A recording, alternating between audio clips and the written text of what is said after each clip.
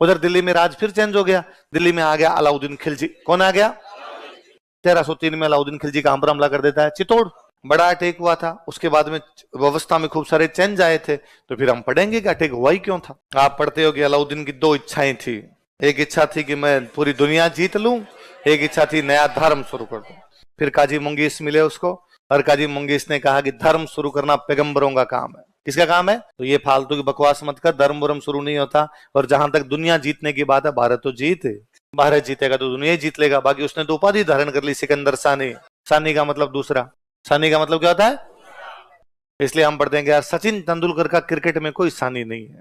कुछ ही कह दो भाई साहब, आज तो कम से कम विराट कोहली जैसा भारत में दूसरा कोई भी क्रिकेट खिलाड़ी उसका सानी। लोग आएंगे और जाएंगे, पर लता जी की आवाज का कोई सानी। भाषण भाई साहब खूब सारे लोग देते हैं, पर वाजपेयी जी जो भाषण देते थे ना, उसका कोई सानी। महिलाओं ने राज किया होगा, पर जैसा इंदिरा गांधी ने किया था उसका कोई सानी। क्रांतिकारी खूब सारे हुए भाई साहब, पर जो भगत सिंह जो थे ना, उनका कोई भी सानी। सानी का मतलब आप कितनी बार इस वर्ड का इस्तेमाल करते हैं, उसके बावजूद जब अलाउद्दीन खिलजी वाली उपाधि करते हैं तो रोटे रटे मारते हैं उसके, सिकंदर खान, सिकंदर खान, सिकंदर। वो सिकंदर बनना चाहता है, दुनिया जीतना चाहता है। इससे पहले दुनिया कौन जीत रहा था? सिकंदर। वो बनना चाहता, तो उसकी उपाधि क्या हो गई? सिकंदर सानी। तो सानी का मतलब फर्स्ट को बोलते हैं अव्वल, है ना? फारसी भाषा में जो फर्स्ट होता है उसको क्या बोलते हैं, और जो सेकंड होता है उसको हम आज भी बोलते हैं। मैं क्लास का रिजल्ट लाऊं, अरे ये तुम्हारे क्लास में राकेश कौन है? ये अव्वल लाया है। राकेश की रैंक कौन सी आई? कौन सी आई है?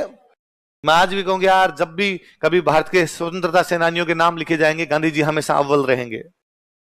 मैं बात क्या कर रहा हूं उनकी, फर्स्ट। तो अव्वल मतलब फर्स्ट, और सानी मतलब क्या आ गया? अलाउद्दीन खिलजी जब पूरी दुनिया ही जीतना चाहता है, दुनिया जीतना चाहता है तो भारत जीतना पड़ेगा, भारत जीतना पड़ेगा। दिल्ली के सबसे नजदीक राजस्थान है, तो राजस्थान जीतना पड़ेगा। और आपने तो पढ़ा है, अलाउद्दीन खिलजी सल्तनत का पहला राजा है जो साउथ इंडिया पर अटैक कर गया, है ना? क्या देवगिरी नीचे सब तक पहुंचा? देवगिरी तो ऊपर ही पड़ा भाई साहब, भाई नहीं। वो नीचे पांड्य, प्रताप रुद्र देवर कहां थे? मलिक काफूर नीचे तक एकदम वारंगल तक, वहां तक हमले करके गया था सब जगह। तो जो साउथ, जबकि साउथ इंडिया जाना संभव नहीं था। विंध्याचल पड़ती है भाई साहब बीच में, विंध्याचल क्रॉस नहीं होती थी। साउथ अलग था, नॉर्थ अलग था, लेकिन वो साउथ क्रॉस कर गया तो राजस्थान तो आएगा। और राजस्थान में बड़ा राज्य चित्तौड़ है, तो कहां पर आएगा? चित्तौड़। क्योंकि वो दुनिया जीतना चाहता है, दुनिया के लिए भारत जीतेगा, भारत के लिए राजस्थान जीतेगा, राजस्थान के लिए चित्तौड़। उसने कहां पर हमला किया है? चित्तौड़। अभी मैंने बताया कि चित्तौड़ जो है बहुत ऊंची जगह है ना, इसलिए जल्दी से चित्तौड़ पर कोई भी अटैक संभव नहीं था। तो जिसके पास चित्तौड़ होगा वो हमेशा क्या रहेगा? शक्तिशाली। अलाउद्दीन को भी लगता है कि मैं शक्तिशाली होऊंगा तो मेरे पास क्या होना चाहिए? चित्तौड़। दूसरा, अलाउद्दीन के टाइम में मंगोलों के अटैक हो रहे थे। किसके अटैक हो रहे हैं? अलाउद्दीन की पार नहीं पड़ रही है मंगोलों के खिलाफ। मंगोल दिल्ली के नजदीक तक आके जा रहे हैं।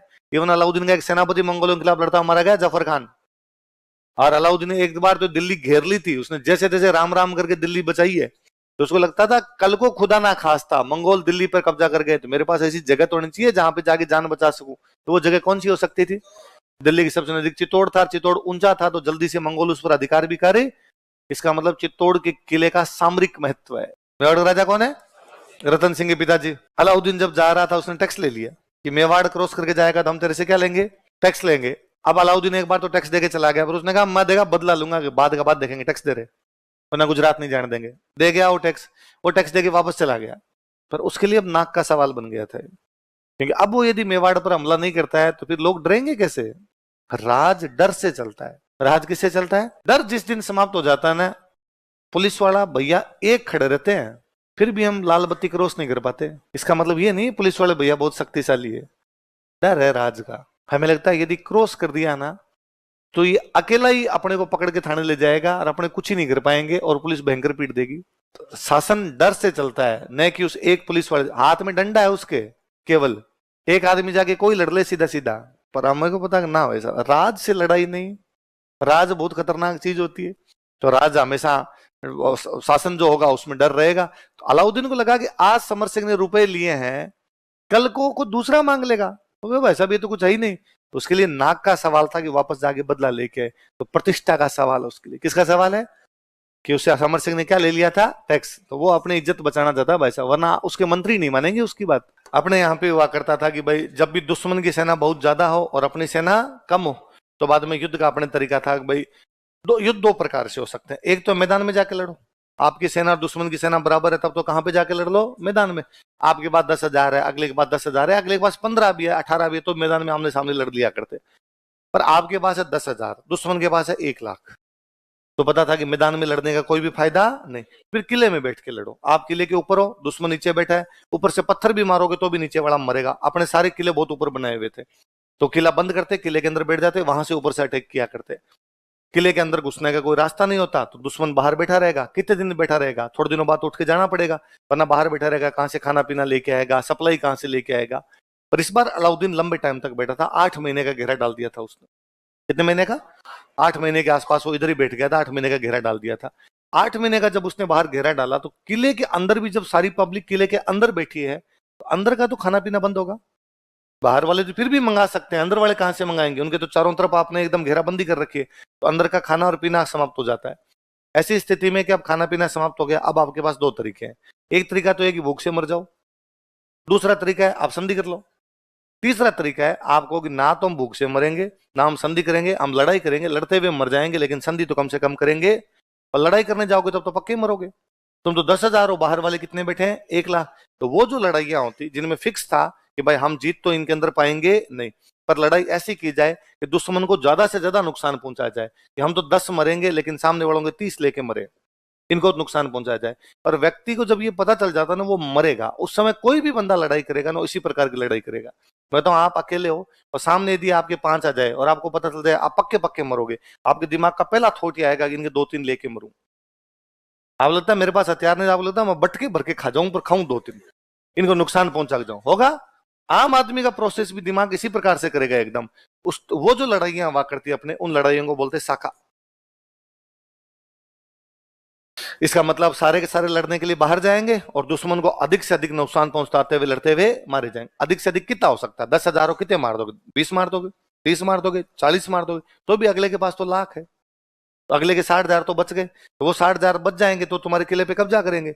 और ये जो बाहर से आक्रमणकारी आए थे, मध्यकाल में जो आक्रमणकारी आए थे, इनकी सबसे बड़ी समस्या ये थी कि जैसे ही कहीं पर कब्जा करते, महिलाओं बच्चों को उठा के ले जाते। इससे पहले हमारी ये समस्या नहीं थी। इससे पहले यह था, एक राजा ने युद्ध लड़ा, दूसरे राजा से युद्ध लड़ा, क्या हो सकता है? या तो दूसरे राजा को उसने मार दिया, या दूसरा राजा मरा तो लेकिन लेकिन वो हार गया। अब यदि दूसरा राजा हार गया तो भी जीतने वाले राजा ने उसको कहा लखड़ाओ, कोई बात नहीं, सामान समेट यहां से निकल आइए, अब ये किला मेरा है। यदि वो राजा लड़ता हुआ मारा गया तो भी उसने जाके उसके परिवार को कहा 2 दिन का टाइम है, सामान समेट के जहां जाना वहां चले जाओ, किला मेरा है। महिलाओं बच्चों के साथ किसी प्रकार के दुर्व्यवहार नहीं किए गए, मिसबिहेव बहुत रेयर एग्जाम्पल मिलेंगे आपको। अब वालों का मुख्य लक्ष्य ये था कि जैसे ही कहीं पर कब्जा किया जाए सबसे पहले महिलाएं उठा ली जाए। अब ये था कि वो 60,000 आएंगे तो महिलाओं को उठाएंगे, इसलिए मध्य काल में अपने एक नया तरीका आया कि जब पता ही चल गया कि पुरुष सारे लड़ने के लिए बाहर जाएंगे और लड़ते हुए मारे जाएंगे, दुश्मन आएगा और महिलाओं को उठा के लेके जाएगा, इसलिए महिलाएं जोहर कर लिया करती। क्या कर लेती? तो महिलाओं का ये था कि कोई दूसरा हमारे आके हाथ भी टच करे, इससे अच्छा जब पूरा परिवार मर ही रहा है फिर हमारी भी मृत्यु हो जाए तो कोई भी बड़ी बात है नहीं। और जीवन का मतलब भी होता है गरिमा युक्त जीवन। जीवन का मतलब क्या होता है? Life with honour. लाइफ यदि ऑनर ही नहीं है, उसमें प्राइड ही नहीं है, उसमें गरिमा ही नहीं है किसी प्रकार की, तो उस जीवन का भी कोई मतलब है? तो उन महिलाओं को लगता है यार दूसरा पुरुष को टच भी कैसे कर सकता है, तो वो महिलाएं सारी अग्नि में जल जाया करती। उसको क्या बोला करते? सारे पुरुष केसरिए कपड़े पहन के जाते। कैसे कपड़े पहन के? और बाहर जाके लड़ते। और अब उनका एकमात्र ऑब्जेक्टिव हुआ करता था कि दुश्मन को अधिक से अधिक क्या पहुंचाना है? नुकसान। तो महिलाएं क्या करती? जोहर। पुरुष क्या करते? केसरिया। इसको मिला के क्या बोलते? क्या बोलते? साका। तो अपने यहाँ मेवाड़ में 1303 में पहला साका हुआ। 1303 में अब उसको भी बड़ा नुकसान हुआ था यार। 10,000 लोग बाहर जाके यदि किसी के 40,000 मार दे तो आदमी तो खार खाया हुआ है। 8 महीने से बैठा था तो उसको भी खूब सारी दिक्कतें उठानी पड़ी। अंदर आया, उसको लगा कोई बात नहीं, इतनी नुकसान उठाने के बाद में भी अंदर जाके किले पे कब्जा करेंगे और इसके परिवार को उठा के लेके चले जाएंगे। लेकिन अंदर आने के बाद देखा कि परिवार तो ही नहीं, सारे के सारे वो तो राख ही राख पड़ी है। तब खिसियानी बिल्ली खंबा नोचे, कुछ ना कुछ तो करे।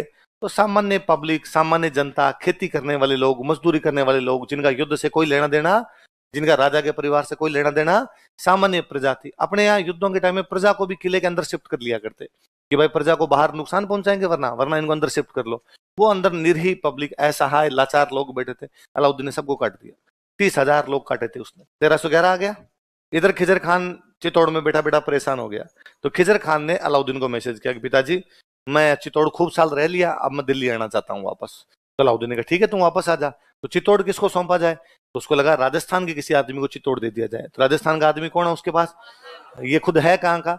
जालोर। लेकिन इसको जालोर नहीं देना, क्योंकि जालोर देने के बाद तो आदमी में मातृभूमि के प्रति वो भावना होती है, कल को वो कदे जालोर मेरे, अलाउद्दीन को टैक्स ही नहीं दूंगा। तो उसने कहा तुझे मैं राजस्थान तो भेज रहा हूँ, मेरी तरफ से तू क्या संभालेगा? चित्तौड़। तो पहले चित्तौड़ किसको दिया गया? खिजर खान। बाद में चित्तौड़ किसको दे दिया गया? मालदेव सोनगरा। उसकी बड़ी बड़ी मूछें थी इसलिए क्या बोलते हैं? जालोर के कौन से राजा का भाई है? कानड़देव सोनगरा।